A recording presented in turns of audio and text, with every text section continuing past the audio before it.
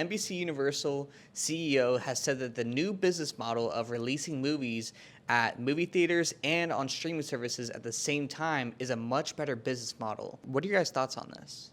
Quite honestly, it surprises me because I've always been a fan of, and I would have always thought that like the box office, you build the promo, you build the hype up for people to go pay and see that movie, and just spending a lot of money in movie theaters. I've always been a fan of that, but granted, we've talked about this before, the impact that COVID-19, the impact that the pandemic did have on a lot of industries, from restaurants to movies to cruises to public places in general, and movie theaters and the movie industry in general definitely took a hit off of that, and that's kind of why we've seen much more on-demand streaming of movies getting released, where in the past you could only go see them in theaters.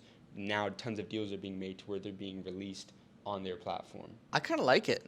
I think the way I view it is, if I really want to see a movie, let's say there's the Top Gun Maverick, Right. Like, fantastic movie, saw it twice, and even if that was an option to see it on a platform such as Netflix, I still probably would have gone to the movies to see it.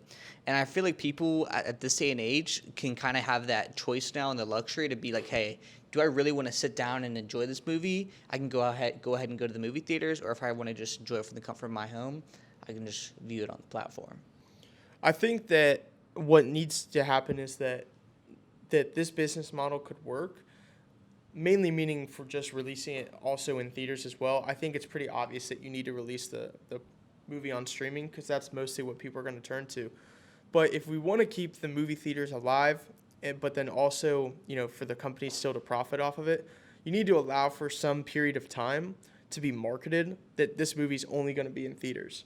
I think a cool thing would be you could incentivize that, like, if you actually go to the theater to watch the movie, you could get some sort of collectible. I don't know what we'll see with technology in a few years that, oh, hey, I went to this movie in the theater. Like, you get some form of collectible item.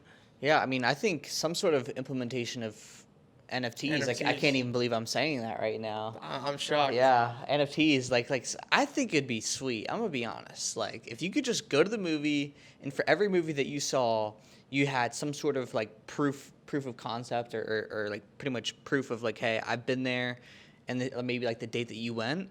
If I could go back and see all the movies that I've seen growing up, that would be amazing. Well, it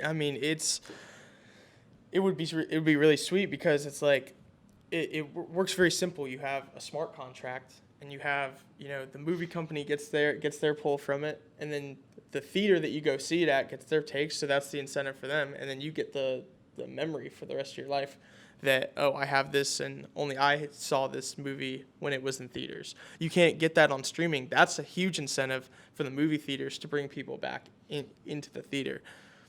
With the streaming, it's just obvious. People are, these movie companies need to be posting on, putting the movie on there anyways. But I think if you market it that this movie's going to be in theaters for this amount of time, like, if you want to see it, you have to go there. It's coming on streaming on this date, which I think most of them do anyways. Yeah. Would you say this model's sustainable, though, the fact of releasing at the same time on the platforms? I think, again, this was my biggest thing, is why they said that this was a better business model, is that it all comes down to how much money they're getting from the streaming platform that it's on.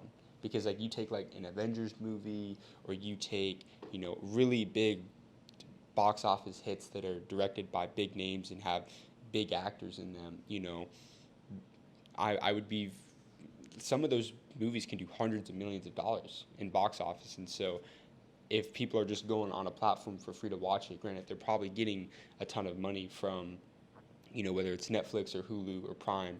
But I still think that, again, I'm much more of a fan, and I have been, of, like, you promote the movie, you get people to go see it in theaters, and then a couple weeks or months after, then you can put it on streaming, or kind of, like Jack was saying, it's like you first get it in there, get people to go see it, and then maybe after a few weeks, then you can kind of watch it from wherever.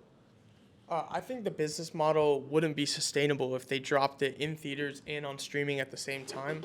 Only reason being is, like, what's the incentive to get people to go to the theater then? Like, people are if they're gonna make the choice, not everybody's so hooked on that sentimental value enough to be motivated. Why can I Why would I go pay to go see a movie that I already paid for the subscription to watch it on my TV? Like, it's free, pretty much. Obviously, you're paying for the subscription for the service, but you were doing that anyways. So might as well just stay at home and watch it. Why do I need to go pay, $20, $25 for the ticket and popcorn and a drink when I could just do that here? Absolutely. I know we actually talked about this a while ago, is that movie ticket sales are actually down compared to 2018, 2017, but the average order value at the movie theaters has increased significantly, actually, because people, when they are going to the movies, are deciding to spend a lot more money. So it's going to be interesting to see, what's going to kind of come for the movie industry over the next coming years.